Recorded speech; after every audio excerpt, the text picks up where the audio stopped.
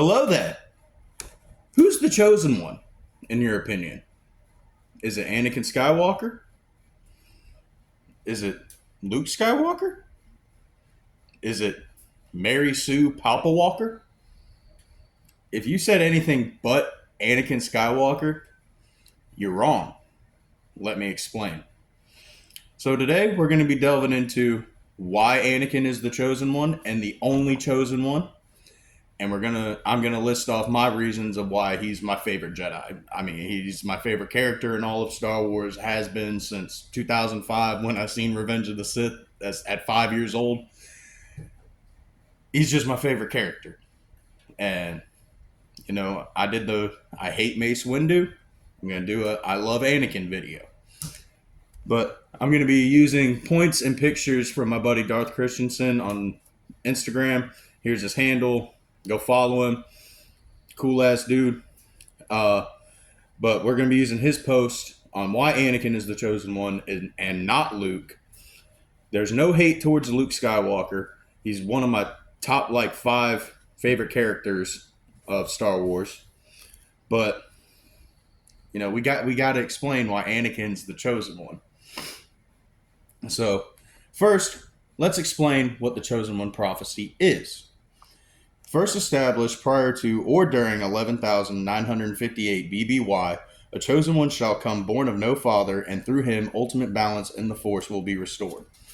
But I found another aspect and a different version that says, in 19 BBY, Obi-Wan scanned the prophecy and reported back saying, a chosen one will be born and bring balance to the Force. Nowhere does it say they have to be a Jedi. So obviously, we're going to look back at both aspects. If one is to understand the great mystery, one must study all its aspects. And we're going to tie it all together to Anakin Skywalker. If we look at the born of no father aspect, that literally can only mean Anakin. Literally can only mean Anakin. Unless there's some other character that I don't know about, it's Anakin. Shmi Skywalker told Qui-Gon Jinn, there was no father. I carried him. I gave birth. I raised him. I can't explain what happened. Who was his father? There was no father. I carried him. I gave birth. I raised him. I can't explain what happened. Anakin himself was born through the Force as a response to Palpatine and Plagueis manipulating the midichlorians and trying to make the Force bend and favor the dark side, which was a no-no. That's a no-go right there.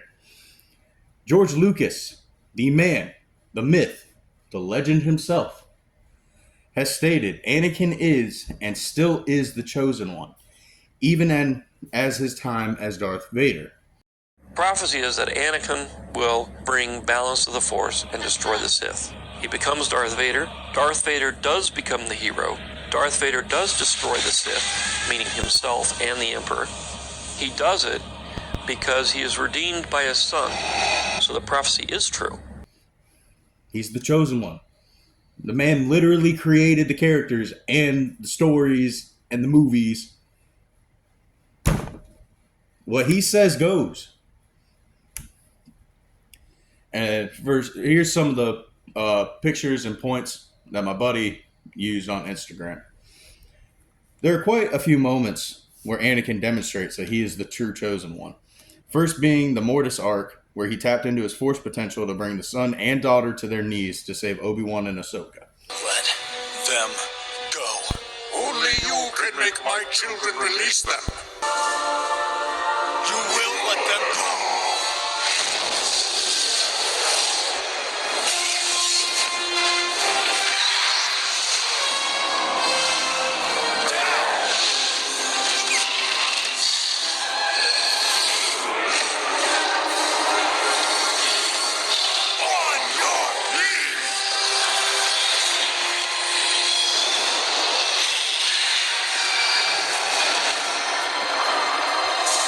Even the father states, only the chosen one could tame both of my children.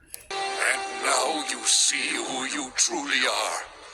Only the chosen one could tame both my children. And later on in that episode would insist that Anakin take his place on Mortis as the father.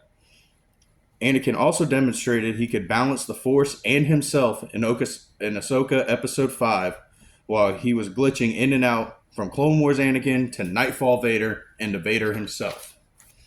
My buddy Chase Skywalker on Instagram, here's his handle right here, he had a live stream, and I forgot what exactly we said, how we got on the topic, but we were talking about Ahsoka Episode 5, and he said that Anakin learned to save the ones that he loved due to the fact that he gave Ahsoka the option to live or die, and she ends up choosing to live. What's the lesson, Master? Live or die. Even as his time as Darth Vader, he fulfilled the prophecy by throwing Palpatine down the reactor shaft on the Death Star. He fulfilled the prophecy because as he killed Palpatine to save Luke, he was shocked by Palpatine's Force lightning, and when he tells Luke to let him look at him with his own eyes, he tells him that he was right. Tell Leia he was right about Vader still having good left in him. You were right. You were right about me. Tell your sister. You were right. He eradicated the Sith while sacrificing himself. This brought upon his redemption and balance to the Force. His path wasn't obvious or direct, but his impact shaped the galaxy for the better in the end, and there he fulfilled the prophecy. So, that right there, George Lucas stating that Anakin is the chosen one, even as Darth Vader, the fact that he eradicated the Sith, which included himself, which was part of the prophecy, he's the chosen one. He was born of no father. Literally the chosen one. I don't see how there's any arguments of it if we're looking at it from that aspect. But now we're going to look at where Obi-Wan says, nowhere does it say they have to be a Jedi. You know, you could say that it's Luke or Rey, but no. I'm going to explain why it still ties back to Anakin. Nowhere does it say that they have to be a Jedi. Anakin wasn't a Jedi. He was a Sith when he eradicated the Sith and fulfilled the prophecy. He lived in the light and the dark for 22 years each. We're looking at from when he was born to when he became Darth Vader and betrayed the Jedi. He was in the light.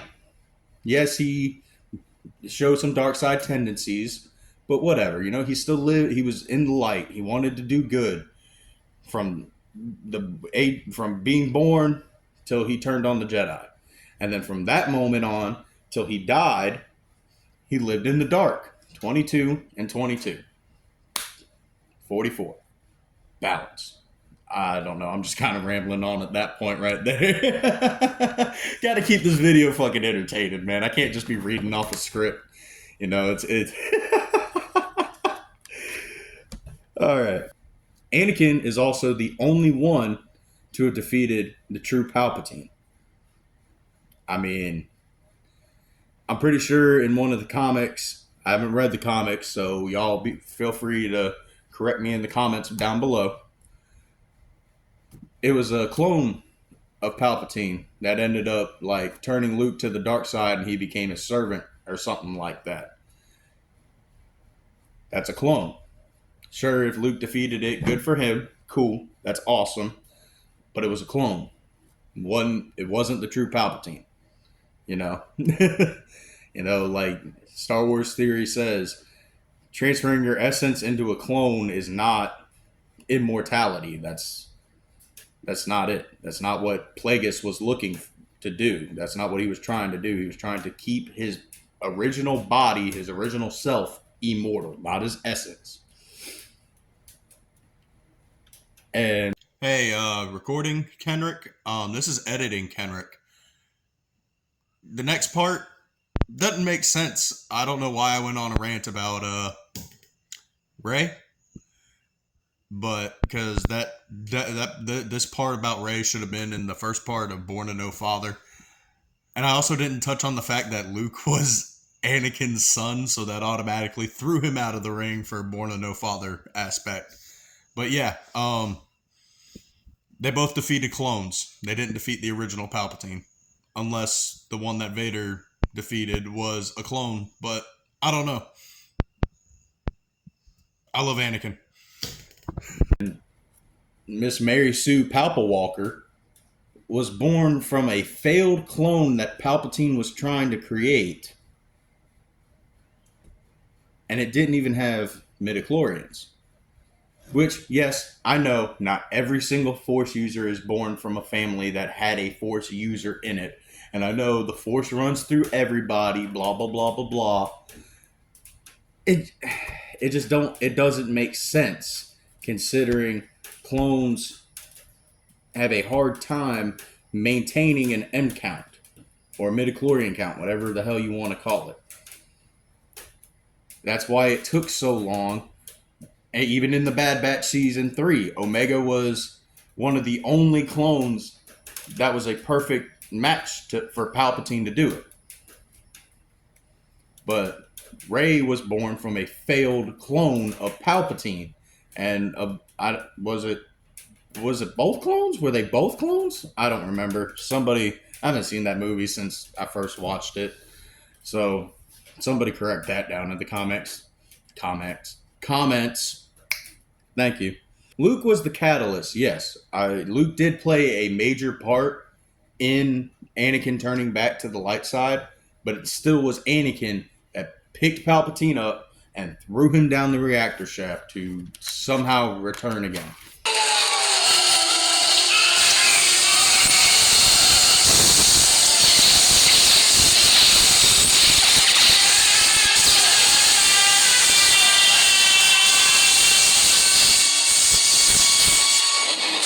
Now here's my list of reasonings for why I personally think that Anakin Skywalker is the best Jedi and my favorite Jedi. He wouldn't ask the 501st, or actually any clone trooper, to do something or participate in something that he wouldn't do himself. He was always on the front line with the clones, except for the Umbara arc. Fuck Krell, we're not even going to talk about that. He wanted to make sure Ahsoka was properly trained against living beings, droids, everything. Sure, he could have gone about it in a different way, but like I said, he wanted to make sure that she was trained against everything. Living beings, droids, it didn't matter. He was teaching her to use her Force instincts to sense before somebody pulls the trigger, who's going to pull the trigger. And it ended up paying off in Season 7 of the Clone Wars. He helped Yoda leave the temple when everybody thought that he was going crazy, when he ended up going to Dagobah and doing like his trials to learn how to become a Force ghost. A journey I must make alone. The Council will not want you to travel at all. Alone, even less. Disobeying the Council, your expertise is. That is why I ask for your help. Where's Master Yoda? What have you done? Hey, for once, none of this was my idea.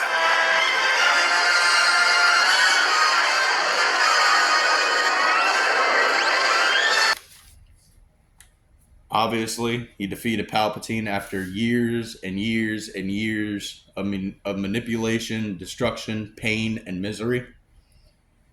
He was the only person to believe Ahsoka was innocent. He went out of his way to find Ventress. After Ahsoka mentioned that she talked to Ventress, he ended up finding out that it was Barriss. He brought Barriss before Ahsoka's court hearing. I mean, no, he could have easily just snapped Commander Fox's neck, but he didn't. He could have forced his way through and to go see Ahsoka, but he didn't because he didn't want to make it look like she was even more guilty than she was. Said. My Padawan is in there. Now step aside. General Skywalker, Admiral Tarkin has ordered that no one be allowed in there. I don't care what she's accused of. Let me in. Sorry, sir. The Admiral's orders stand. This is now a military operation, and under his jurisdiction.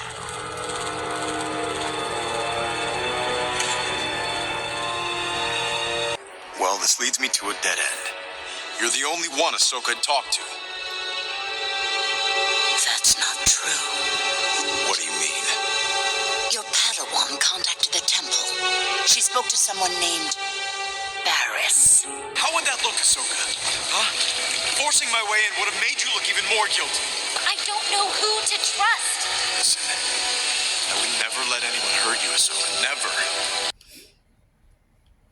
He came back to teach Ahsoka one final lesson to show that she still has plenty of fight worth in her.